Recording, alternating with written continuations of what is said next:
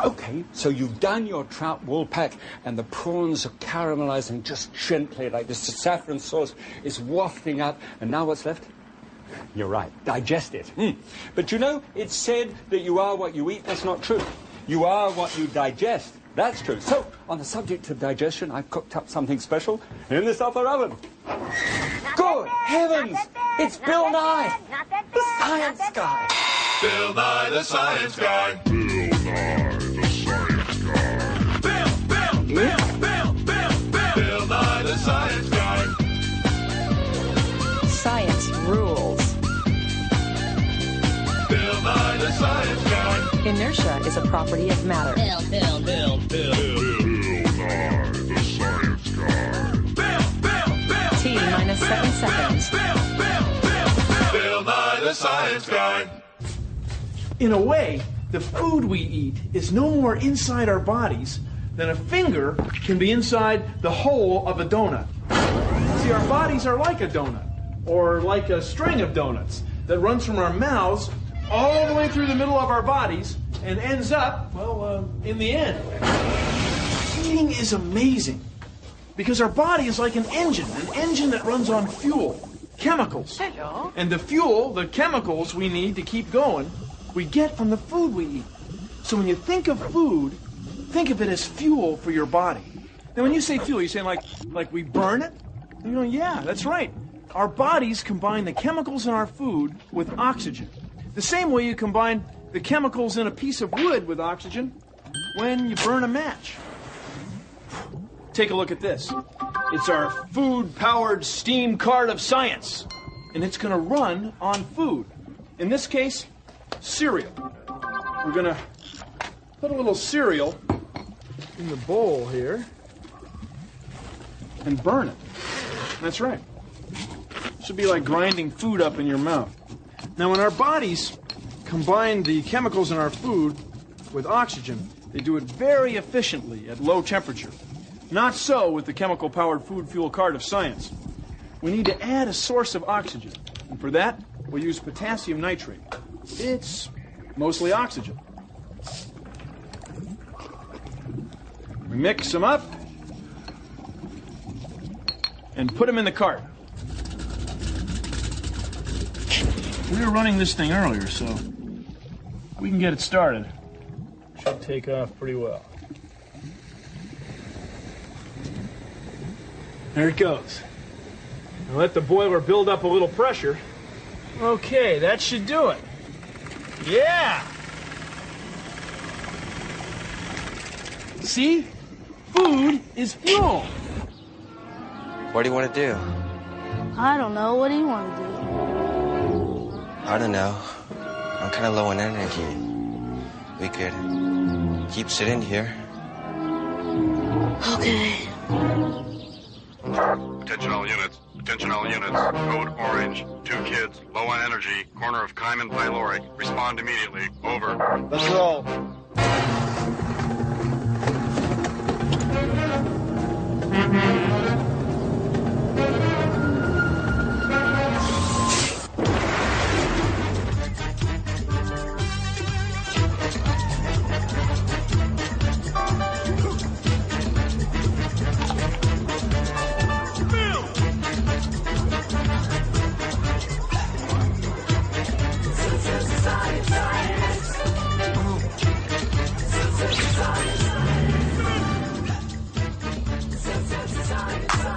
If you want to have a blast, you gotta have fuel.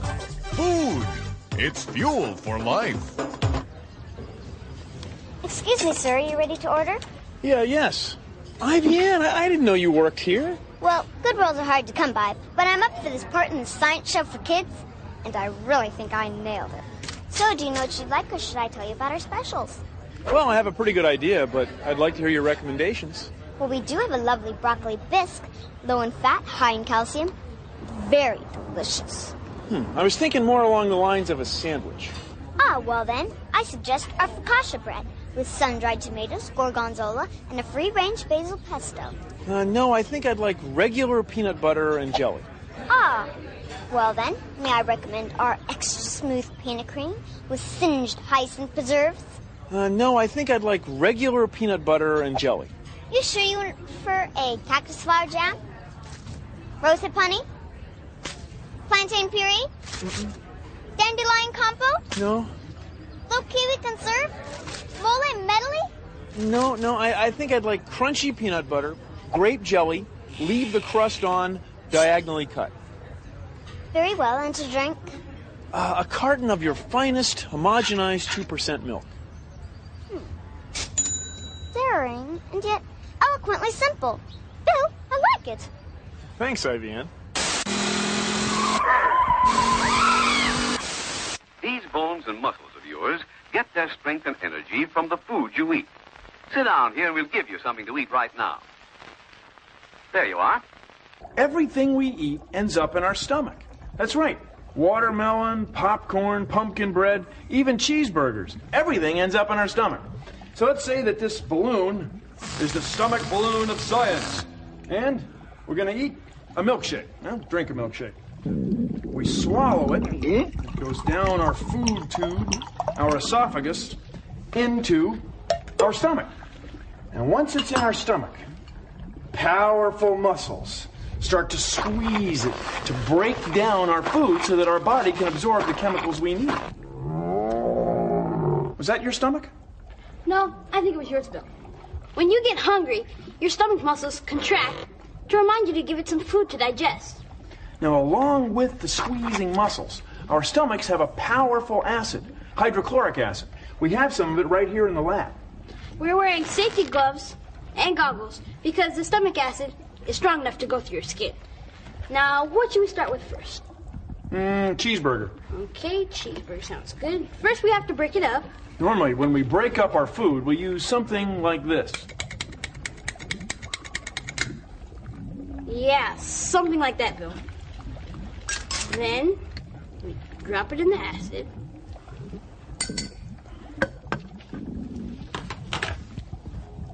Wait a minute. Nothing's happening. See, it takes hours and hours for the acid in our stomach to break down our food. Now, in this beaker, we have a piece of cheeseburger and some of the same acid.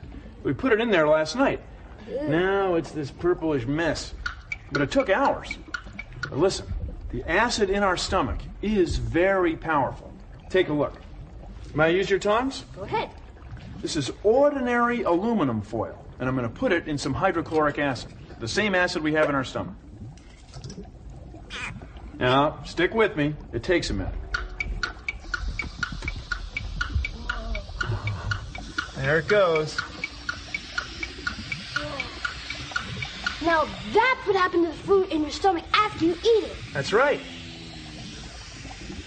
So why doesn't acid eat our stomachs? Well, our stomachs are lined with this stuff called mucus. Mucus protects our stomach walls from the acid inside. Plus, you grow a brand new stomach lining every 3 days. But every once in a while, you get what's called an ulcer. Ask your parents about ulcers.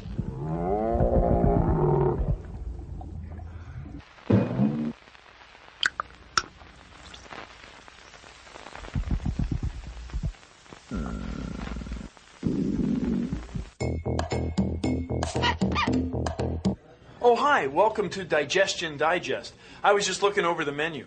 And there's so many different kinds of things that we can eat. You know, we eat about 1 kilogram of food every day, and we drink about 3 liters of water every day.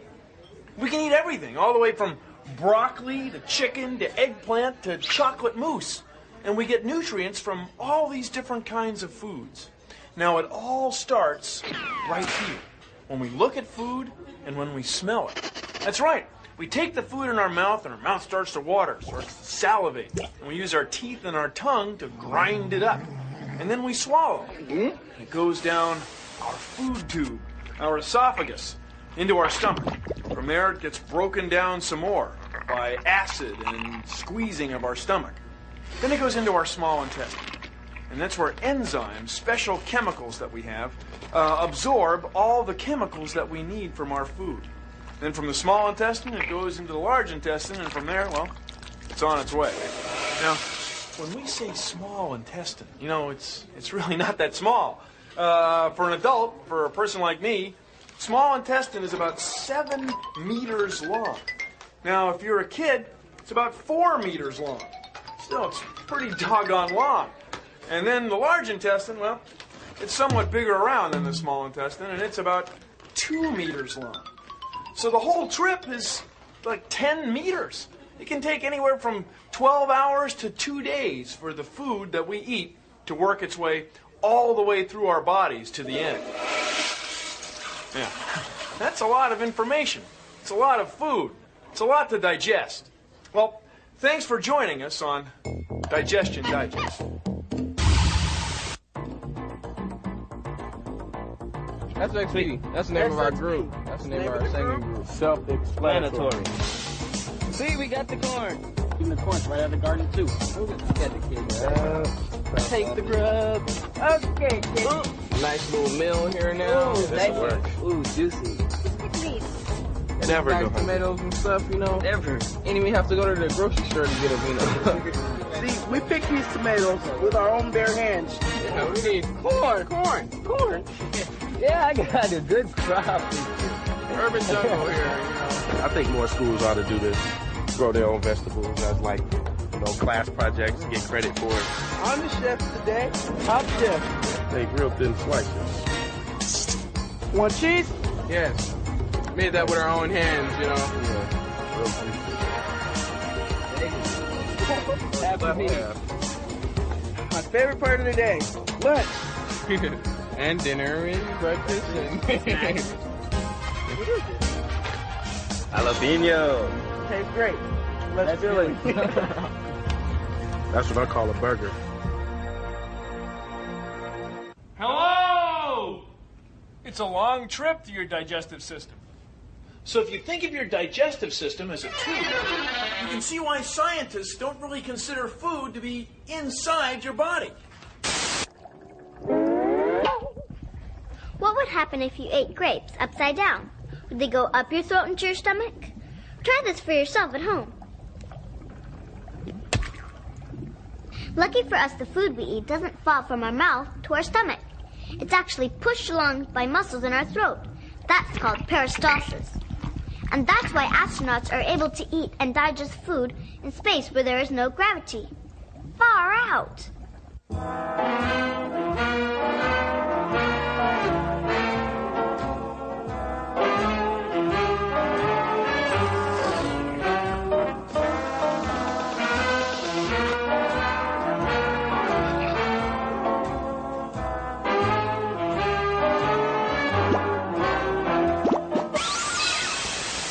So how does our body absorb the chemicals, the nutrients in the food we eat that we need to keep going? Well, it all starts with chyme. No, not chime. Chyme! Chyme is the goopy, soupy stuff that we make in our stomachs and squeeze that our body digests. See, it's a lot easier for our body to move chyme around than it would be, say, for whole burgers or a plate of fries. Now, digestion begins in the mouth. Now, what's in your mouth? That's right, saliva. Most of us make about 1 liter of saliva every day. That's a lot of spit. So, let's have something to eat, shall we? We'll have a burger, a few fries. And we'll put them in the mouth-o-matic. Now, for saliva today, we're going to use a chocolate shake. That looks good. Yep, now we got to chew it up. So we'll energize the old mouth-o-matic. Now, when there's food in your mouth and you're chewing, you often use your tongue to move it around. Same way cooks use a spatula to move food in a blender. Yeah, the old mouth-o-matic's chewing away. That ought to do it. Now we'll take the food in our mouths. This is going to be the chyme. And the food works its way down our esophagus, our food tube. Then a valve over our stomach opens, and the food gets in our stomach, where we squeeze it and mix it with acid.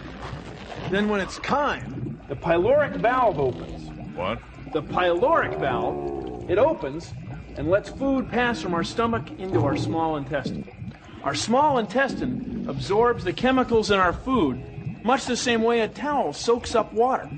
After the small intestine, it goes into the large intestine, and then, well, it's on its way. See, the whole process starts with chyme. Chyme is on your side.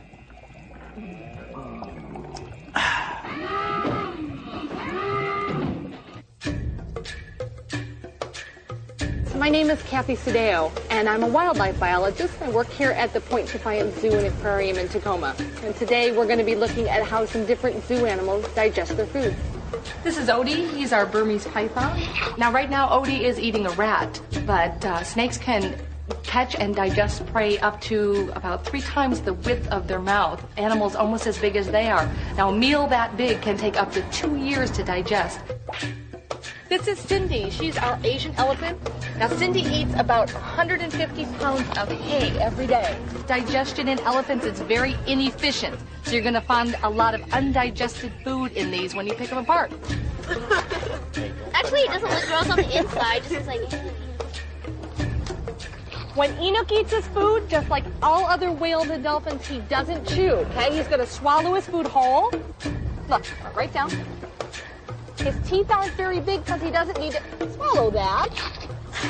Otters need to eat a lot of food every day. They live in very cold water, and so they need to eat a lot to stay warm. Contrary to popular belief, most bats don't drink blood. Most of them eat fruit. They digest the fruit really quickly, only about 20 minutes, and then the seeds show up in their feces, and those droppings are scattered all over, and they help to replant forests.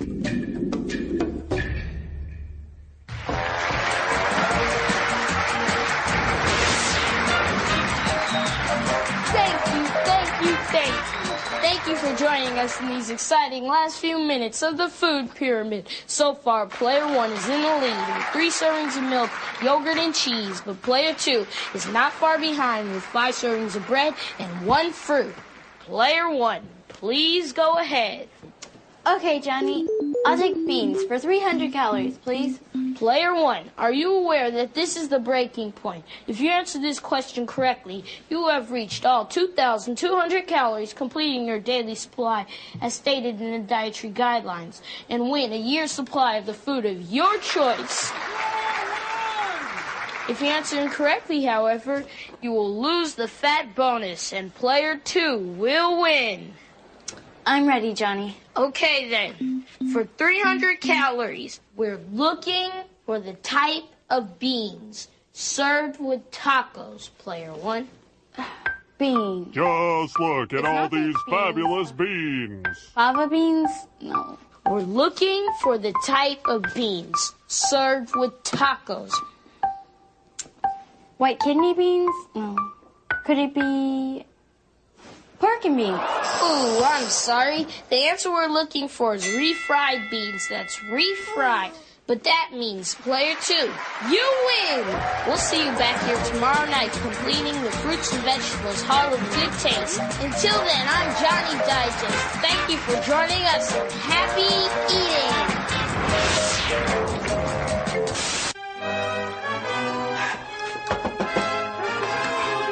So, what is waste anyway? Well, basically, it's what's left over after your body has squeezed and extracted all the nutrients it can from the food you eat. It's very natural. It's the last step in the digestion process. It happens every day. You done yet? Every day.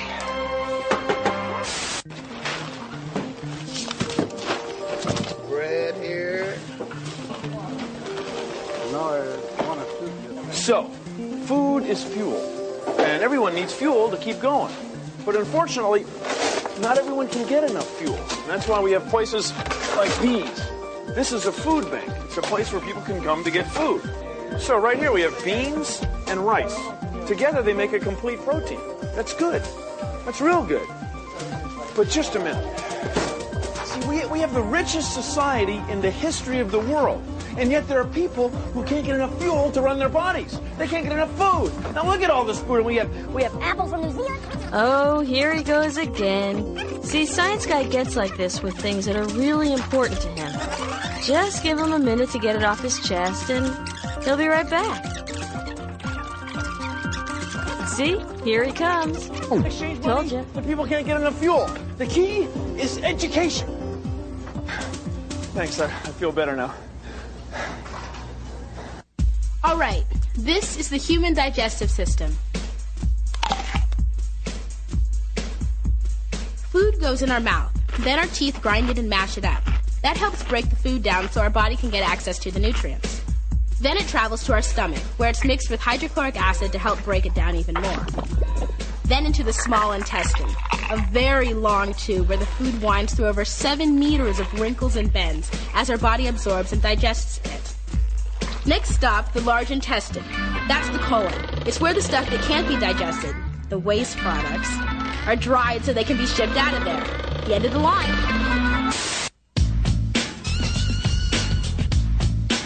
Here comes the food! Here comes the food! Food in your face, gotta get some. Eating and drinking is good, get you going, have a snack. Carbs, fiber, fat, that you eat, what a treat. Come on, go it down, eating what you want, healthy combos now. Growing stronger with my body's juice, keep eating it up. So turn me loose, internal organ called intestine. Helps it with digestion, food, bring more food. I'm talking about the stuff I ain't ate yet. It's hard to believe that I might have to heave in my gut going down. I just gotta leave. By mixing all these foods, we make fuel that we use to keep us going. Fish and meat, fruit and wheat, and a sweet digestion keeps the flow complete. So here's the word that I've heard. If you have, you might cramp, and the fat that goes along with that. Digestion!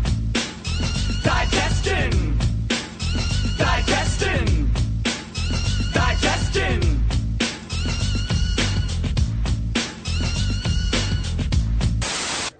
Well, that's our show. Thanks for joining us. You know, all this talk about food and digestion has made me hungry. Well, over the teeth, over the gums, down the esophagus, through the stomach, the small intestine, large intestine. Look out, here it comes. I cracked myself up. See ya. Produced in association with the National Science Foundation.